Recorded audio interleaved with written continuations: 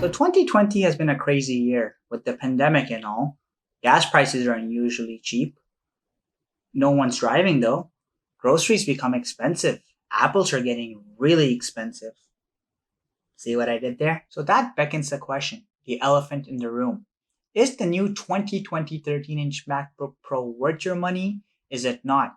There's many reasons to consider buying the new MacBook. However, I've narrowed it down to 5 reasons in this video, and I'm hoping when I share these considerations with you, it'll make your decision easier. So whether you're a first-time buyer or you're thinking of upgrading your existing MacBook, stay tuned and let's dive in as to why you might want to do so. So, like I said, we're going to go through 5 reasons why you might want to consider upgrading or buying a new 2020-inch MacBook Pro. And what I'll do is I'll break down each of these 5 reasons individually to help you understand which one of these factors may be most meaningful to you. So the first thing to consider, or the first reason you should look at, is design. So the new 2020 13-inch MacBook Pro remains relatively the same from physical dimensional aspect as last year's model and the one before that as well. However, where things do change drastically is the introduction of Apple's new Magic Keyboard on the 13-inch lineup. Essentially, this replaces the butterfly keyboard, which was fairly infamous no matter who you ask. Unlike that one, this keyboard has a 1mm travel, which means each keystroke feels deeper and it feels more connecting. Also, this provides a better typing experience overall from an ergonomic perspective. The second thing is that the new MacBook Pro now has a physical escape key. That's right, Apple finally ditched the virtual one. And thank you, Apple, because that physical escape key was very much needed.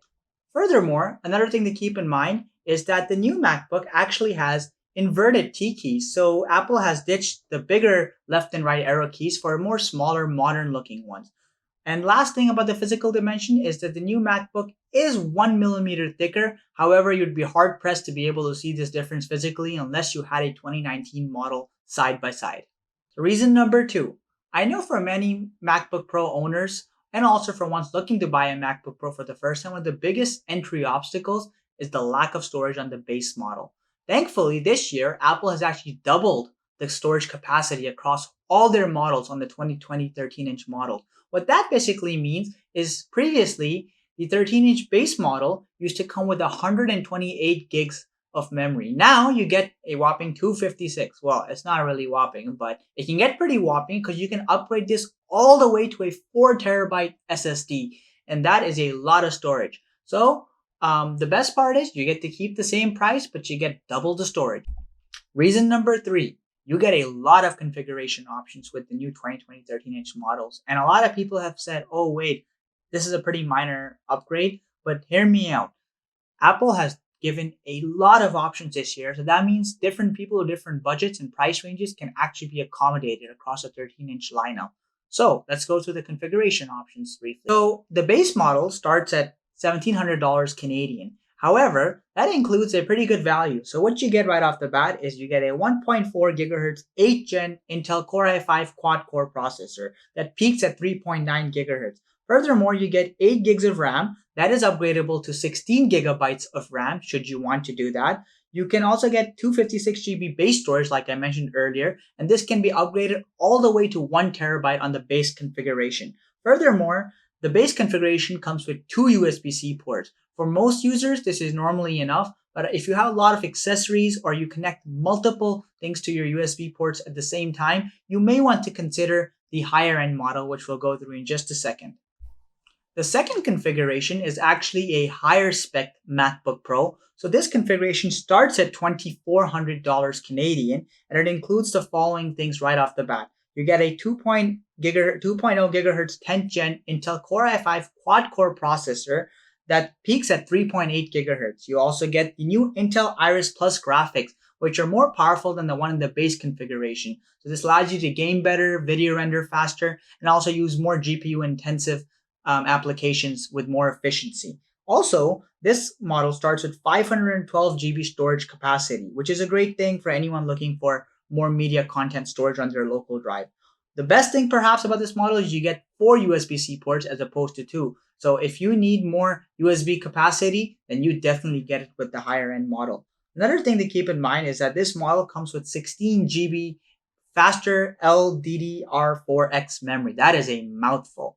And it starts at 16 GB but can be upgraded all the way to 32 gigs for future proofing your Mac.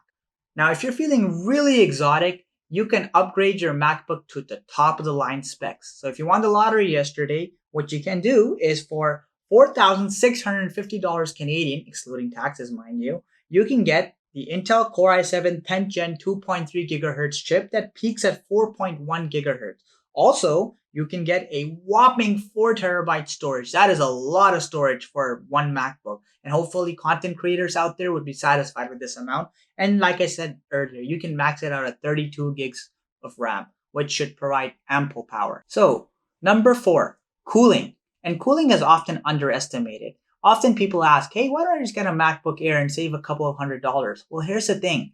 The MacBook Air has a vastly inferior cooling system, and that's because the heat sink or thermal sink isn't directly connected to the processor. What this basically translates to in real life is if you're playing games on your MacBook Air or if you're doing video rendering, it heats up really fast and starts slowing down. So that means your video rendering occurs a lot slower or your game performance drops drastically, especially within a couple of minutes often of gaming.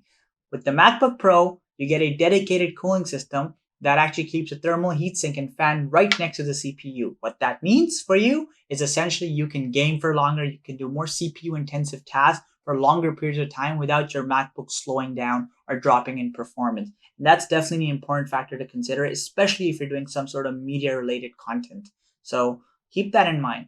Reason number 5, and this one is by no means unique to the 13-inch model, but it is definitely one of the most important ones, macOS.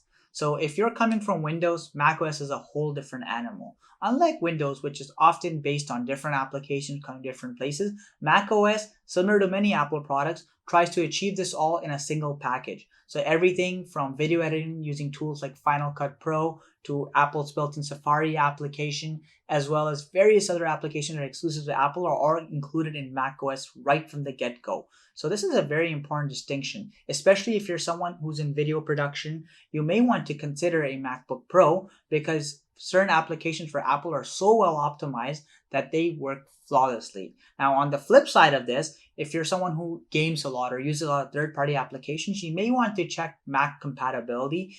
Unlike Windows, macOS does have lesser compatibility with many products. Now, most mainstream ones you should be able to find, like the Adobe suite of Lightroom, Photoshop, etc., etc. But some games, for example, are not available on the MacBook Pro, and that is something that should be considered. So, like I said, do keep application usage in mind when upgrading to a MacBook. So I hope you found these 5 reasons to be useful and helpful in making a decision whether or not you should get the MacBook Pro and which version or model you should get of it. Another thing to keep in mind is that for most users or most average consumers, the base configuration is more than ample to get most day-to-day tasks done as well as CPU-intensive tasks. So you don't have to dish out $4,000 to get the most out of your MacBook Pro. In fact, I would even argue that the $1,700 configuration is more than ample. So this particular configuration, for example, actually uses the base specs with a custom 16 GB of RAM to future-proof it. And that is more than enough for video editing, Photoshop, even Final Cut Pro works fine on here, as long as you're not doing anything too crazy like 6K rendering. So keep that in mind, that you don't necessarily have to go for the best model to get the best results. So if you haven't already spent money, what are you waiting for? Go out there. No, I'm joking. Make sure you consider this thoroughly. Anyway, I hope you enjoyed my videos. As always, if you did, please like and subscribe.